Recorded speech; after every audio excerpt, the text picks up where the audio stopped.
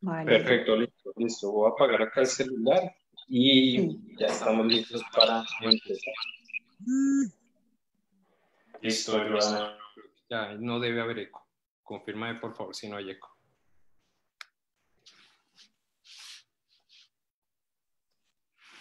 ¿Me ves?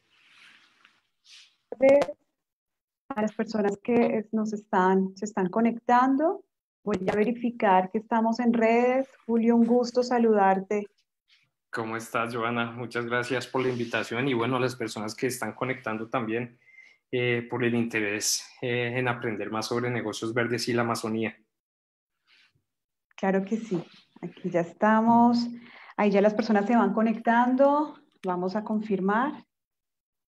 Estábamos aquí solucionando temas técnicos, pero ya estamos. Muy bien. Muy buenas tardes. Buenas tardes una vez más.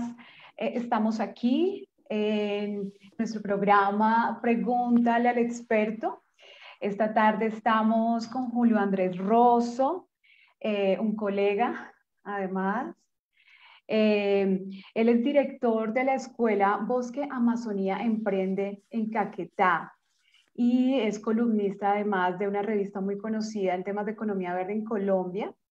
Y bueno, además también es conocido, por supuesto, por haber caminado casi 400 kilómetros hasta la Amazonía, ¿no? En una estrategia de lucha contra la deforestación. Han pasado mucho tiempo y muchas cosas desde la última vez que conversamos, Julio. Así Eh, es. ¿Cuánto fue eso? Hace como 4 años, más o menos, 4 o 5 años que conversamos. Y era otro momento, otra historia, y bueno, pero siempre las mismas ganas y la misma pasión por construir país, Joana. Sí, de acuerdo y felicitaciones porque sabemos de los logros que has obtenido en estos últimos años, del gran trabajo que has hecho por la Amazonía, sobre todo en nuestra región, ¿no? Más que Ujú. todo en la Amazonía colombiana, donde estás trabajando, pero yo también he visto que tienes, AISO creció y está en Ecuador, que es otro de tus proyectos. Pues más bien fue una mutación de AISO, Academia de Innovación para la Sostenibilidad, que tocábamos muchos temas, pero acá me voy a sincerar y bueno, voy a desnudar mis errores y mis fracasos. Hacíamos mucho, pero al final no hacíamos nada. Y hace 4 años tomamos la decisión de enfocarnos en la Amazonía colombiana y bueno, los resultados se están dando a pesar de que la deforestación sigue creciendo en el país. Pero bueno, ahí estamos poniendo nuestro granito de arena para contrarrestar ese reto.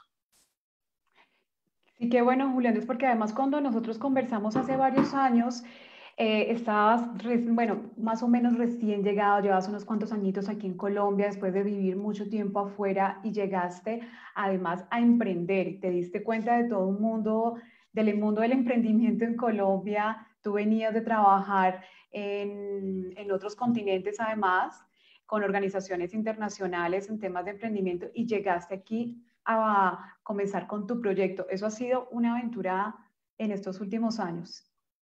Sí, la verdad es que no me puedo quejar porque por historias no sufro en el orden o en el sentido de que, pues desde que soy pequeño toda la vida me ha gustado acumular experiencias diferentes, por ejemplo, haber vivido en Pakistán, caminar y hacer del hobby de la caminata un instrumento de mi trabajo, eh, trabajar en la Amazonía. Entonces yo creo que esa es la columna vertebral de lo que he hecho siempre y yo nada sueño con llegar a viejo y poder mirar atrás y poder echar mil cuentos y mil anécdotas y por eso trabajo todos los días pues para ir construyendo una anécdota diferente cada día. Pues muchísimas gracias porque además las personas seguro aprecian muchísimo que tú estés aquí a hablarnos de un tema que puede parecer moda, puede parecer tendencia, pero lleva muchos años fortaleciéndose no solo en Colombia, sino en América Latina, que es el tema de los negocios verdes, ¿verdad? Ujú. Así es. Entonces, los negocios verdes, digamos que pueden tener diferentes miradas, ¿sí? Ujú. Pero uno podría identificar unos rasgos comunes de eso que llamamos negocio verde y que es entendido en la región y en varios países, digamos que coinciden con ese concepto, que es cualquier actividad que lleve a promover el componente de bienes y servicios ambientales, y que pues además, digamos, apoya no solo a nivel ambiental, sino con sostenibilidad, manteniendo esas prácticas, digamos, que pueden ser cada vez que están tomando mucho más fuerza en los países. Entonces, cada vez en Colombia, de hecho, desde hace varios años ya existe un plan nacional en este sentido. ¿Cómo tú has visto ese progreso en los últimos años de los negocios verdes? Y por favor, aclárale a las personas que nos están viendo realmente en qué consiste.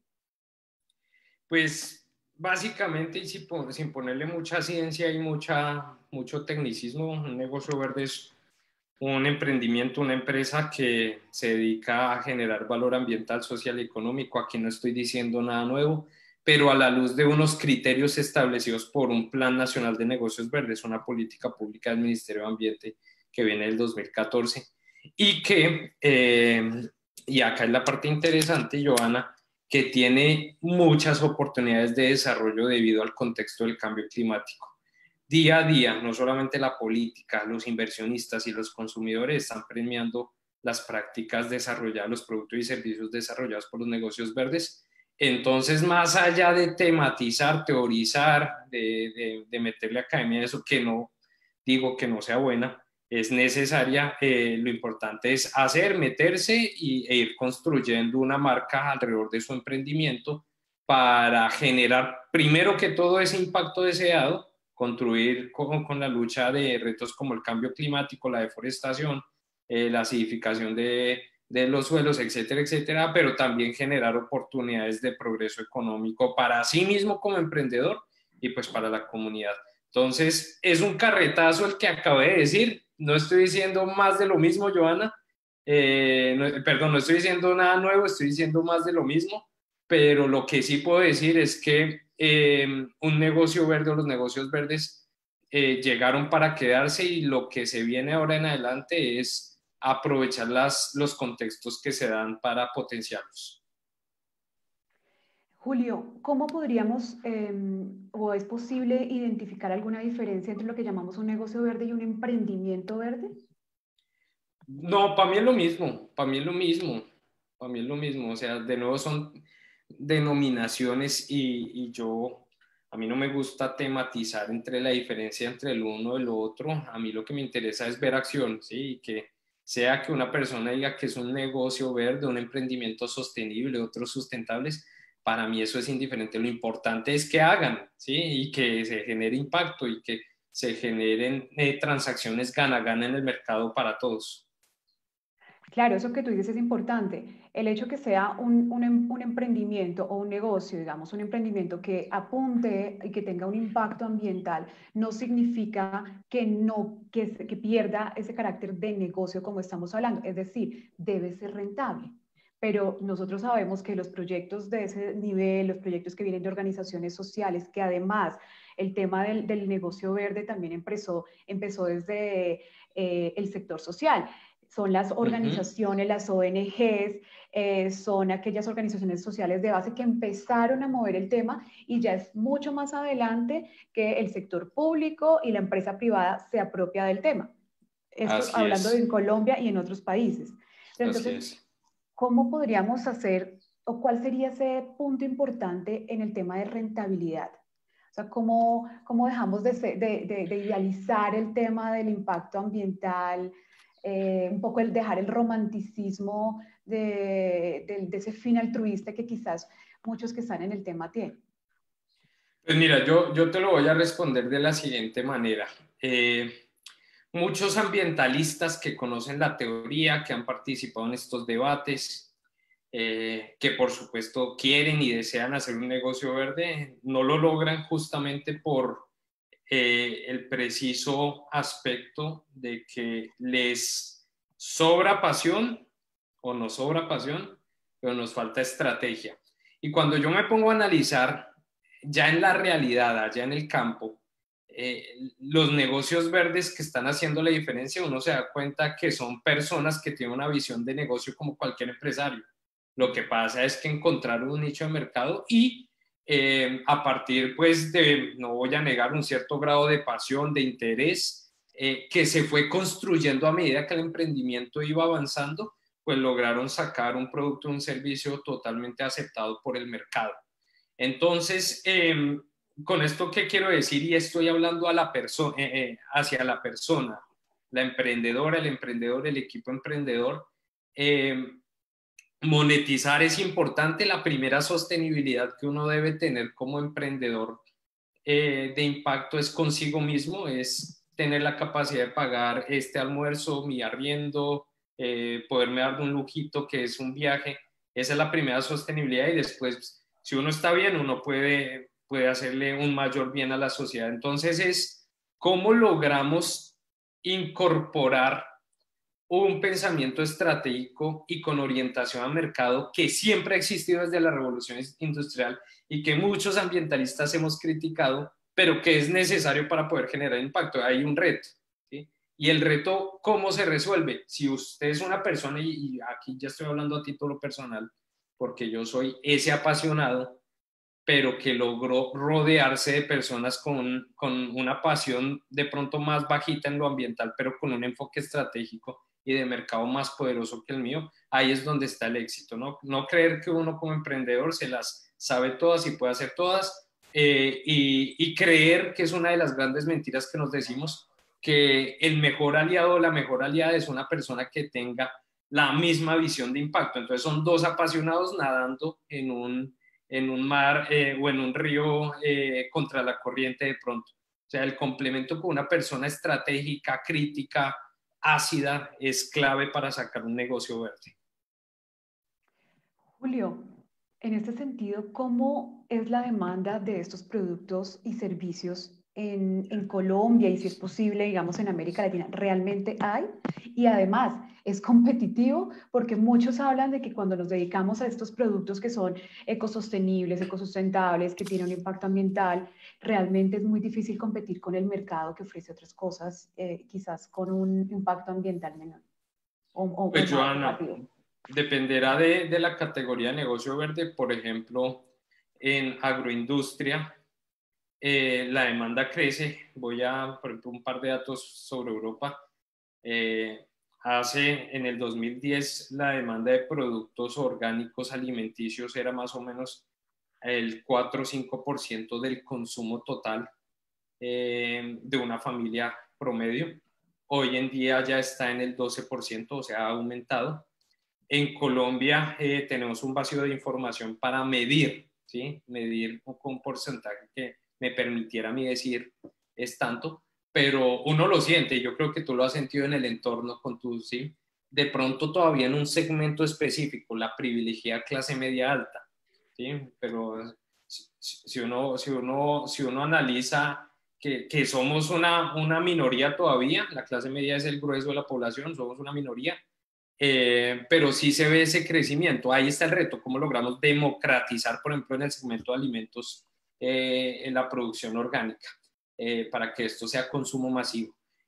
Si uno va a otra categoría, como por ejemplo energías renovables, claro que ha aumentado y hay instrumentos de política pública, incentivos que permite la amortización de la compra de paneles solares. Entonces termina siendo una inversión, con una inversión inicial alta, pero con un retorno y unos ahorros de medio y largo plazo, y hay ya los instrumentos. Este cuento de la transición energética que empezó antes de la pandemia, creo que el gobierno se lo ha tomado en serio, sin ponerme la camiseta del gobierno, porque pues yo soy sociedad civil. Si vamos a otra categoría que todavía siento que se está tematizando y todavía no ha arrancado con toda la fuerza del mercado, es el de la economía circular. Se ha tematizado, ¿sí? Pero siento que todavía compradores o proveedores no logran entrar en cadenas de valor y empresas ancla todavía no logran capturar productos y servicios reciclados o con una vida útil, bueno, ¿sí? Con esta filosofía de la economía circular.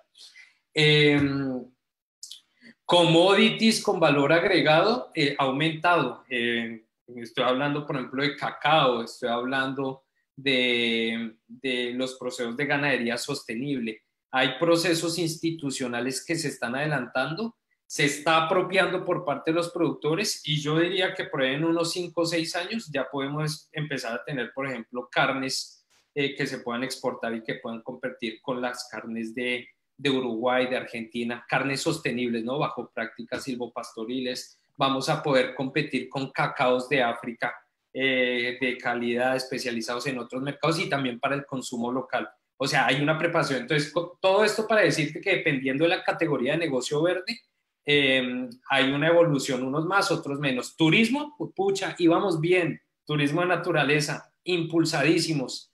Se vino la cuarentena, ya sabemos qué ha pasado, lo cual es positivo. ¿Por qué, Joana? Porque nos está poniendo a prueba y a prepararnos. Yo tengo un proyecto de turismo académico que se llama Escuela Bosque Amazonía Emprende y nos forzó a innovar, a diferenciarnos y yo creo que nos hizo bien si uno lo quiere ver desde el punto de vista positivo y ojalá retomar esos porcentajes de crecimiento de visitantes internos e internacionales en turismo. Entonces, hay que desagregarlo por sector, por tipo de consumidor, por mercado, pero creo que van dando.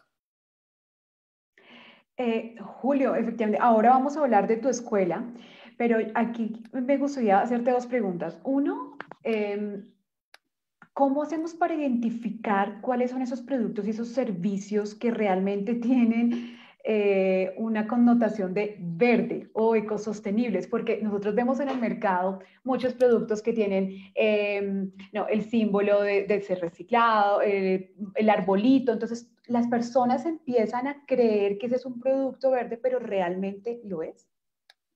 ¿Cómo hacemos para identificarlos? O sea, hay algunas normas que, bueno, me imagino, con el Plan Nacional, por lo menos en Colombia, con el Plan Nacional, hay unas normas digamos, que exigen unos estándares, pero como consumidores, ¿cómo los identificamos?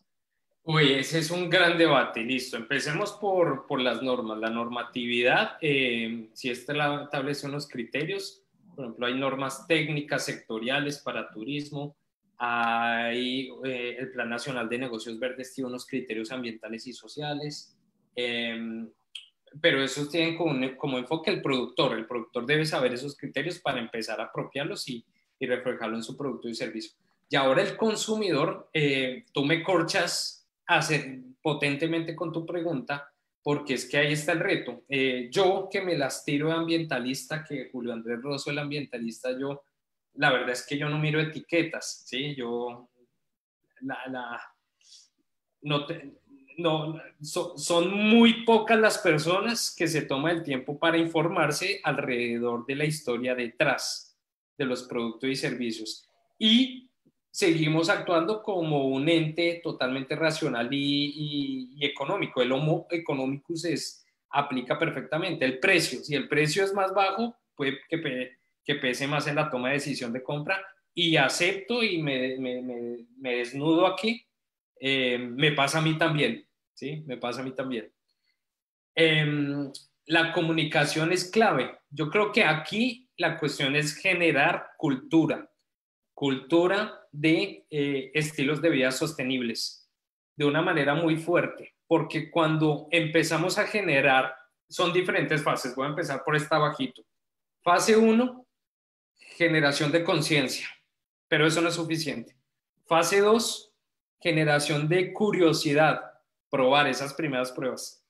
Fase 3, generación de un hábito y por último, si logramos esos tres, logramos generación de cultura. Entonces aquí la comunicación es importante y atreverse a probar productos. Claro, y eso me lleva al tema del marketing. ¿El marketing verde está relacionado directamente con el negocio verde o el marketing verde, escuchaba el concepto que es más bien una forma de mostrar que un producto es verde, lo que no significa que realmente lo sea? Sí, a mí me gusta mucho trabajar el marketing verde. Eh, el marketing verde tiene como un objetivo el poner en la mesa, en el bolsillo, en el guardarropas, en lo que sea, dependiendo del producto o servicio, aquellos productos y servicios que tengan atributos ambientales y sociales y que han generado impactos positivos en sus modelos de producción y de consumo. ¿Que cómo llegan a ellos? Pues hay diferentes alternativas de comunicación. A veces es necesario, importante comunicar los atributos ambientales y sociales, a veces no, ¿sí? Yo siempre pongo el ejemplo, Joana, del collar producido por una familia indígena con semillas nativas, con respeto a los bosques.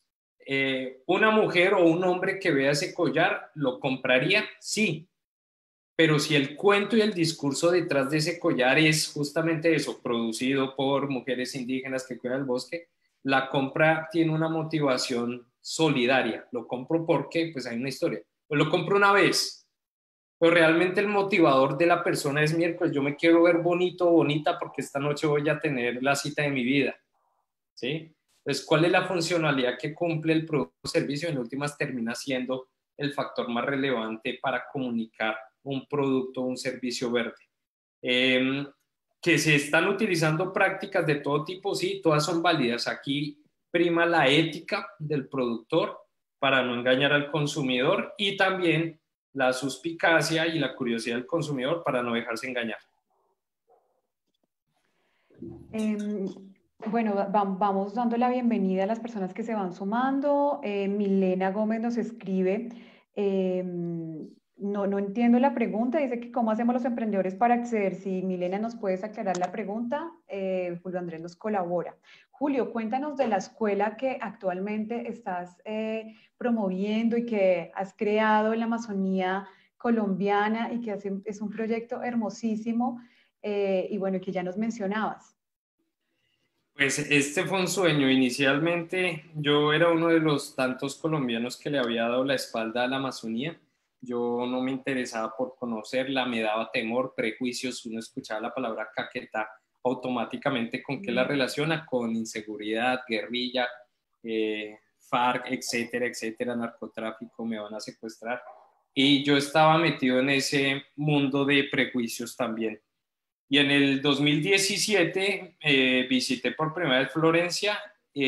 Debo aceptar que la magia que se vivía en aquel entonces en un territorio de conflicto debido al proceso de paz era impresionante y llegué ahí y dije miércoles, he perdido tiempo porque no vine antes. Claro, el conflicto armado y tal. Entonces yo dije, bueno, voy a recuperar ese tiempo y la manera de recuperarlo fue que me llegué un día, un 2 de febrero del 2018 a San Vicente del Caguán y empecé a caminar 24 días hasta que llegué a Mocoa, 400 kilómetros caminando y conocí y me conecté con las comunidades y me di cuenta que los prejuicios que yo tenía infundados pues no eran así, que hay más cosas positivas y bonitas y por las cuales vale la pena trabajar y retos por los cuales vale la pena trabajar como la deforestación y regresé a Bogotá y tomé una decisión de vida y dejar mis cosas acá en Bogotá y bueno, compré un terreno de 30 hectáreas en Florencia y ya estamos construyendo la Escuela Bosque de Negocios Verdes, donde esperamos a todas y todos los colombianos para hacer programas de turismo académico, para que nos ayuden a fortalecer nuestro vivero amazónico, que tiene una capacidad de 300.000 plantas al año para contribuir a la restauración de las zonas degradadas por deforestación. Y ahí vamos muy contento. En este momento estoy hablándote desde Neiva, pues haciendo la pausa de rigor para mañana llegar a Florencia y trabajar con la comunidad en la construcción del vivero. Julio, ¿qué tan importante es la relación con las comunidades cuando tú estás trabajando en una zona que de alguna manera ha sido afectada durante muchos años, por lo menos en Colombia, como tú decías, por el conflicto armado? ¿Cómo fue llegar a esa zona y empezar a comunicarte con los diferentes grupos de interés y con las mismas comunidades? Lo primero, yo creo que no solamente para mí, sino para todo emprendimiento sostenible que trabaje en el territorio, el principal activo es la licencia social. Si uno no tiene el espaldarazo de las comunidades, pues primero que todo, pues no vale la pena estar ahí, ¿sí? Porque en últimas ellas son el objetivo por el cual llegamos allá para trabajar, ¿no? Para mejorar su estilo de vida. Porque es que mejorando su estilo de vida, y yo lo veo desde lo que estamos haciendo en el vivero, vemos que es más importante la familia que el mismo árbol, a pesar de que el vivero tiene la función de reforestar las zonas degradadas por deforestación, pero la familia es lo más importante. porque de nada nos sirve poner el árbol ahí y que a los 3 meses se vuelva un chamisito ahí. Alguien tiene que cuidarlo y quien lo debe cuidar es esa familia que está en ese territorio. Y una persona, una mujer, un hombre o un niño tienen incentivo para cuidar si ellos están bien, si su estilo de vida está bien, ¿sí? Si tienen esa motivación para cuidar. Entonces, la licencia social es esencial para lograr los impactos y pues en mi caso fue la caminata y yo creo que fue de manera automática cuando de parte y parte nos dimos cuenta que simplemente con caminar y con visibilizar y hablar bien del territorio mientras todos en los medios de comunicación hablan mal de Caquetá y yo pues hablo bien porque me enamoré, me gusta y la prueba es que me fui a vivir allá. Eh, pues hay un agradecimiento mutuo. Yo recibo su licencia social para generar lo que yo quiero hacer y el territorio recibe un pequeño granito de arena con esto, con poder hablarle a los bogotanos, a los paisas sobre lo bonito que es Caquetá. Julio, yo sé que este es un tema bastante sensible y que seguro te preguntarán bastante, además, pero y que además yo he conversado con varios emprendedores de estos negocios verdes, por ejemplo, en Ecuador, tengo una amiga que se llama Roque y está también montando un lugar en la montaña, en Santa Marta, esta semana teníamos también a Sol de Minca. Julio, el tema de financiamiento siempre es como la piedra en el zapato, no solo para emprendimientos verdes, sino los emprendedores, sobre todo de organizaciones sociales, para organizaciones comunitarias. ¿Realmente tú cómo has hecho para lograr esto, si es que si se puede saber? Pues la fórmula es muy romántica o la respuesta es muy romántica y es netamente inspiración. ¿Sí? Y la inspiración a partir de los hechos, porque es que en ti creen y apuestan eh, las personas o las organizaciones que ven que tú también has arriesgado. Yo aprendí porque yo con AISO y por eso cuando me preguntaste sobre AISO y fui muy sincero, AISO murió porque AISO era un cúmulo de errores que yo cometía como emprendedor todos los días. Y los errores era sentarme detrás del computador a formular propuestas, marco lógico, la una cosa, la otra. Eh, y nada, yo me puse a hacer el recuento, fueron 172 propuestas las que envié en 3 años y medio y de esas resultaron solamente dos. Y la razón fue porque ahora que me pongo desde el punto de vista de un evaluador, o sea, con razón no me dieron la plata, o sea, es que qué credibilidad tenía un papel con unos objetivos bien redactados y más. Pero cuando empecé a enfocarme en Amazonía Emprende, caminé, fue un hecho, me di a la tarea de arriesgar, comprar mi terreno, apostarle a esto, pues eso es sinónimo de qué? De credibilidad. ¿Sí? O sea, a este tipo no le queda de otra, sino que le salgan bien las cosas. Entonces, creemos en usted. Y eso es la diferencia. La primera persona que tiene que arriesgar es uno, no el inversionista. Y si usted arriesga y empieza un inversionista a entrar y usted hace un buen ejercicio de comunicación, empiezan a sumarse otros y otros y otros y empieza el efecto bola de nieve positivo. O sea que ese libro que escribiste hace algunos años ha crecido. Hay que reescribirlo. Hay que Pucha, no, reescribirlo. hay muy buenas cosas. 30 cosas sobre emprendimiento que nadie me enseñó en la universidad. O eso fue escrito en el 2016. Hoy en día pueden ser 150 cosas que nadie me enseñó en la universidad. Wow. Mm, así Sí. es. Muy bien, eso es para compartir, sin duda alguna, porque yo creo que esas son las cosas más valiosas que la gente tiene y es poder decir, mire, esto fue lo que me equivoqué. Yo digo que esos espacios que estamos abriendo a través de Gestionándote es como una ventanita para aquellos emprendedores que están iniciando y que tienen esa duda de quizás no hay demanda, quizás no puedo acceder, es demasiado romántica mi idea. Eh, pero hay muchos que efectivamente han hecho esa apuesta como tú y todavía tienen ese obstáculo y quizás es porque nos quedamos en que solamente podemos vivir de la caridad, no sé.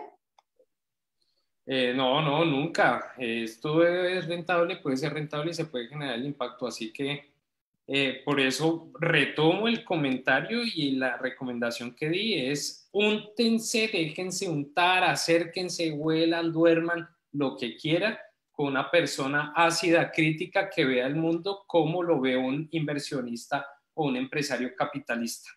Eso le hace bien al impacto ambiental y social. Eso le hace bien al emprendimiento. Lo que pasa es que estamos llenos de apasionados y ese es el ejemplo de AISO. 3 años de pasión en donde yo me descapitalicé y donde toda esa energía pudo haber sido mucho mayor en función de la generación de impacto. Hoy que soy más crítico, más ácido, estoy rodeado por estrategas y mi pasión sigue intacta, eh, creo y estoy seguro que tengo la capacidad de generar mayor impacto. Julio, y cuando una persona ya está en ese proceso de emprender, ¿cuál sería esa clave, digamos, por ejemplo, para acceder a cooperación internacional? Esa ha sido como una situación que para muchos es como si les habláramos en mandarín.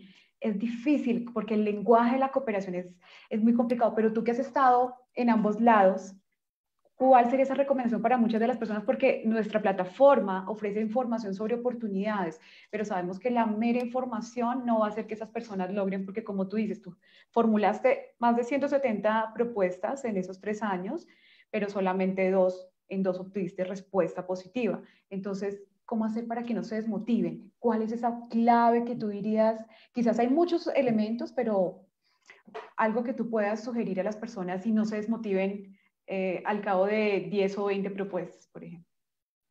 Uy, Joana, ¿cómo responder esa pregunta? No tengo ni idea. Yo creo que yo no me desmotivo. ¿Por qué? Porque es que yo tengo esta pasión desde los 8 años, ¿sí? O sea, yo vengo con esto. ¿Sí? A mí, yo estudié finanzas, tuve el privilegio de estudiar fuera, de vivir fuera, de etcétera, etcétera, etcétera. Me han ofrecido cargos tradicionales, que vicepresidente de, que director de, ¿sí? Pero yo he tenido la capacidad de decir no porque desde hace 32 años, desde que tengo 8 años, he tenido, y de manera arrogante, pero también humilde lo digo, he tenido muy claro mi propósito de vida. Entonces así es muy difícil pues tirar la toalla, o sea, no se me cruza por la cabeza, ¿sí? Eh, entonces, por eso no sé cómo responder la pregunta. O sea, realmente, de pronto más bien la pregunta se la reboto a las personas. ¿Realmente su propósito de vida es tan fuerte como para que valga la pena no tirar la toalla?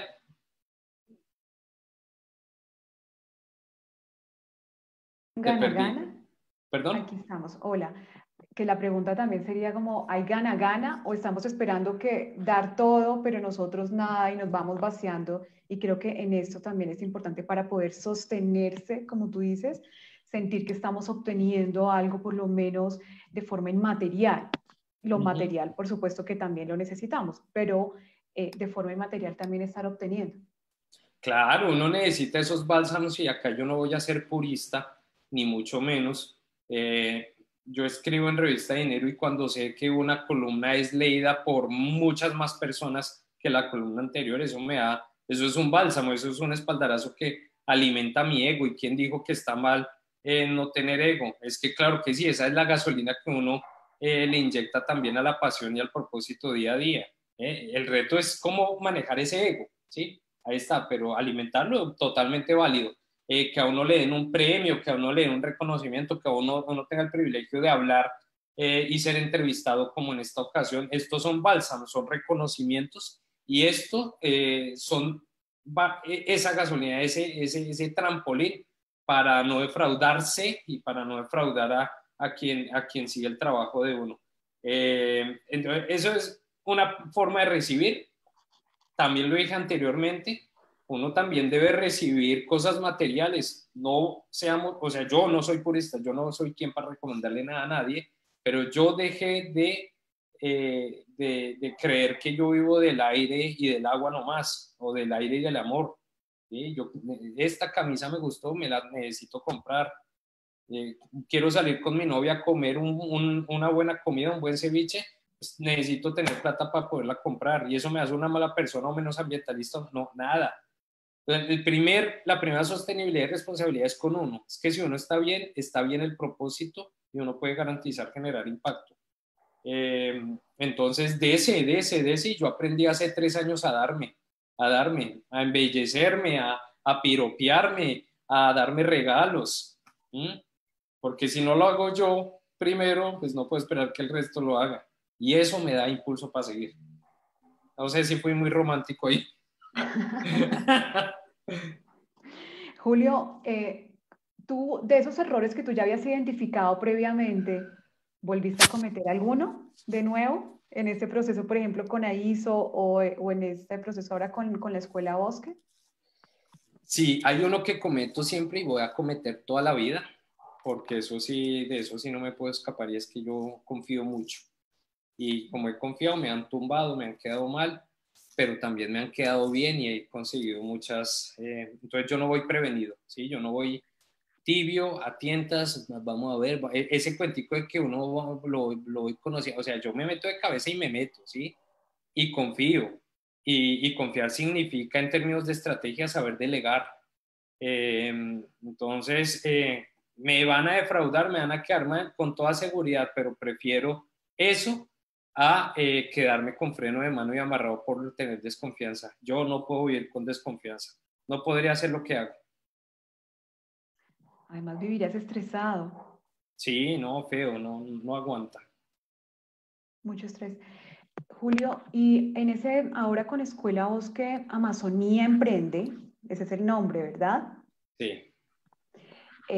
¿Cómo has hecho con el tema de las relaciones con las instituciones? Porque esto también es como otra piedra en el zapato para muchos, incluso te decía en Ecuador, si me mencionaban esto de poder, quizás con la comunidad resulta siendo más fácil, pero cuando ya necesitamos algo más, ahí cómo has hecho o cuál ha sido la clave para ti en esa relación, en esa comunicación con el sector público.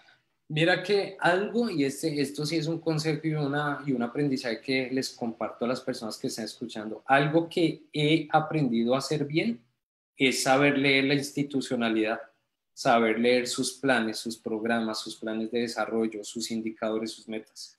¿Sí? O sea, en eso sí me he vuelto un zorro viejo, por así decirlo. Porque es que ahí es donde están las oportunidades con el sector público, cuando uno sabe leer un indicador y una meta sectorial o programática, el plan municipal de desarrollo de El Doncello, el plan departamental de desarrollo de Guaviare. Si uno entiende esos indicadores, uno puede evidenciar vacíos. Y entonces es fácil anticiparse, crear una solución y decir, en esa relación gana-gana, yo le ayudo a usted a cerrar ese vacío y a cumplir su indicador. ¿Mm? Entonces sí me he vuelto un nerdo de leer documentos públicos para entender indicadores y entender metas sectoriales. Y cuando, por ejemplo, voy a dar un caso concreto, los 180 millones de árboles que dijo Duque. ¿Mm? Tremenda meta. Y cuando me doy cuenta que no hay árboles y que yo tengo un terreno y que hay necesidad de generar árboles nativos, pues ahí sucede la magia. ¿Y cuál es la magia? Pues monté un vivero, hermano. Sí, sí. O sea, porque es que de nuevo la pasión. Muchas personas generan soluciones que no necesita el mercado ni las instituciones públicas. Claro, es otra manera de hackear el sistema, o sea, tú tienes que conocerlo, lo que tú dices de leer las políticas sectoriales a nivel territorial es muy, muy importante si uno quiere también engancharse y poder obtener, por ejemplo, recursos, financiamiento. O sea, tenemos una idea, pero entonces, ¿cómo puedo desarrollar una actividad que responda a esas necesidades nacionales o regionales?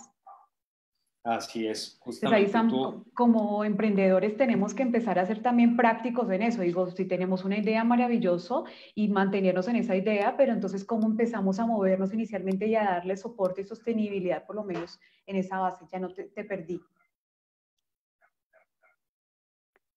Creo que ahí Julio se nos fue, no sabemos. Veamos.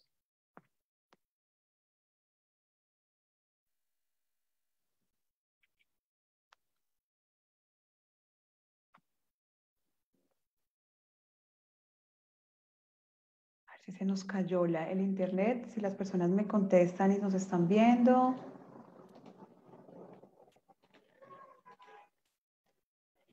Hola.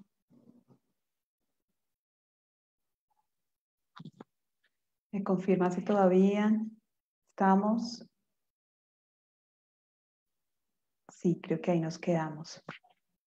Bueno, creo que Julio Andrés, esperemos a ver si se puede volver a conectar. Bueno, hablamos muy rico e interesante con Julio Andrés Rosso de la Escuela Bosque Amazonía Emprende. Fue un tema muy, eso, quizás de moda, quizás muy técnico, pero seguro muchas de las personas que nos estaban siguiendo, que estaban siguiendo la charla, encontraron de mucho interés y utilidad. Los invitamos a que continúen en esta charla, en esas charlas que tenemos todos los jueves con Pregúntale al experto. Los invitamos a que nos envíen sus preguntas. La próxima semana también tendremos un tema muy interesante que es el tema de la comunicación en las organizaciones sociales y para eso tenemos una invitada de Nicaragua. Entonces, muchísimas gracias. Aquí Julio me está diciendo que no logra conectarse de nuevo, pero bueno, aquí estamos con este tema y seguramente lo volveremos a tener en nuestros espacios de Gestionándote. Muchas gracias a las personas que nos siguen. Una feliz tarde y feliz resto de semana. Hasta luego. Que estén muy bien.